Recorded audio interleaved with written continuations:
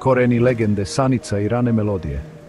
Šerif Konjević je rođen u malom selu Sanica u Bosni i Hercegovini. Sanica je poznata po svojoj lepoj prirodi i bogatoj kulturi. Muzika je tamo bila važan deo života, svuda su se čule narodne pesme. Šerif je odrastao uz te zvuke i tako je zavoleo muziku. Još kao mali pokazao je da ima poseban dar za narodne melodije. Njegov glas je, čak i dok je bio dete, bio poseban. Nosio je osjećanja starih pesama. Ljudi iz sela su primetili njegov dar i često su ga molili da peva. To što su ga rano prepoznali ohrabrilo ga je da krene putem muzike. Učio je od muzičara iz svog kraja. Upijao je finese sevdalinke, stare bosanske narodne pesme. To rano iskustvo mu je dalo dobar temelj za karijeru. U njegovom kraju muzika je bila način da se pokaže ko si i da se ispričaju priče. Šerif je video kako pesma može da natera ljude da plaču ili igraju. Shvatio je da je muzika jezik koji svi razumeju. Ta velika ljubav prema muzici ga je terala da postane pevač. Želeo je da ta jaka osjećanja podeli sa što više ljudi. Izlazak na scenu, 70. i Hej Kafano. Šerif Konjević je započeo svoju muzičku karijeru 70. godina. To je bilo vreme velikih promjena i prilika.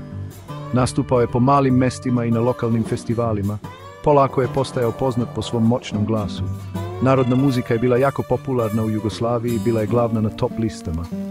Pevači kao Toma Zdravković i Silvana Armenulić su bili ogromne zvezde. Ta živa scena je bila kao plodno tle za nove talente kao što je Šerif. Velika prekretnica je bila njegova pesma Hej Kafano, ostavljam te. Brzo je postala hit. Reči pesme su govorile o napuštanju kafane. To je mnoge ljude duboko dirnulo. Šerif je tu pesmu otpevao sa puno strasti. Zato je pesma bila nezaboravna i najavila je njegov dolazak u svet narodne muzike. Uspeh pesme Hej Kafano, ostavljam te je bio ogroman. Postala je himna jedne generacije. Ta pesma je pokazala da Šerif ume da se poveže sa običnim ljudima.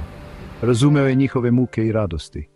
Taj hit mu je otvorio put ka još većoj slavi i mnogim drugim uspešnim pesmama. Zlatno doba, uspeh na top listama 80. i 90. 80. su za Šerifa Konjevića bile vreme neverovatnog uspeha. Postao je jedna od najvećih zvezda narodne muzike u Jugoslaviji. Njegovi koncerti su bili rasprodati, a albumi su se prodavali u stotinama hiljada primjeraka. Stalno je bio na radiju i televiziji. Njegov glas se odmah prepoznavao. Tokom 80-ih Šerif je snimio mnogo velikih hitova kao što su Pusti me da živim i Nema zlata da te platim. Publika je volela iskrenost u njegovim pesmama i to što je bio iskren dok peva. Njegov uspeh se nastavio i 90-ih, iako su se vremena menjala i dolazili novi muzički pravci. Jedna od njegovih najpoznatijih pesama iz tog vremena je Kafana je moja sudbina i ona je postala kao himna. Tokom 80-ih i 90-ih Šerif je snimio mnogo pesama, uvek je pazio da njegova muzika bude kvalitetna. Njegovi koncerti su i dalje privlačili mnogo ljudi. Dolazili su da čuju njegov moćan glas i osjete emociju koju je unosio u svaku pesmu. To zlatno doba ga je učinilo jednim od najvažnijih pevača u istoriji narodne muzike na Balkanu. Duša sevdaha, glas, teme i tradicija. Šerif Konjević peva veoma izražajno i moćno, ume da prenese i najfinija osjećanja. Dok peva koristi melizme tipične za našu narodnu muziku. Teme su ljubav, teški trenuci i kafana. Ljubav je strasna i bolna. Teškoće su česte u pesmama. Kafana je mesto utehe i bega. Te teme pogađaju publiku. Ljudi se pronalaze u njima. Muzika spaja tradicionalne instrumente i moderne zvukove. Harmonika, violina i klarinet prave poseban zvuk. Ta muzika savršeno prati njegov glas. Pesme jače deluju na osjećanja. Mnogi smatraju Šerifa jednim od najboljih pevača. Njegov glas pun emocija savršeno odgovara melodijama. On ima jaku vezu sa publikom. Ljudi osjećaju da je iskren dok peva. Šerif je veran starom narodnom stilu. Veran korenima, ljudi ga vole i poštuju. Iza scene, privatan čovjek, trajno nasljeđe. Iako je Šerif Konjević poznata ličnost, on ceni svoj privatni život. Poznato je da se ne pojavljuje često u javnosti. Ne traži medijsku pažnju za svoje lične stvari. Oni koji ga poznaju kažu da je duhovit i iskren. To što čuva svoju privatnost ga čini još zanimljivijim. Fanovi cene što mu je muzika važnija od skandala. Tokom svoje duge karijere, Šerif nije imao skandale. Muzika i publika su mu uvek bili najvažniji.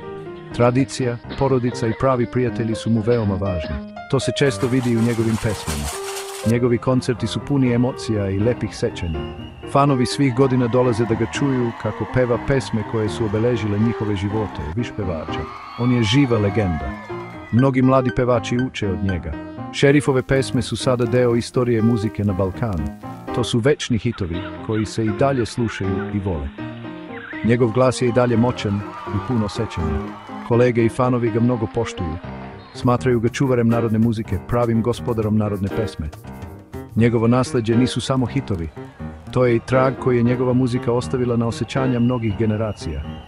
Njegov glas i priče koje priča kroz pesme će sigurno živjeti još mnogo godina.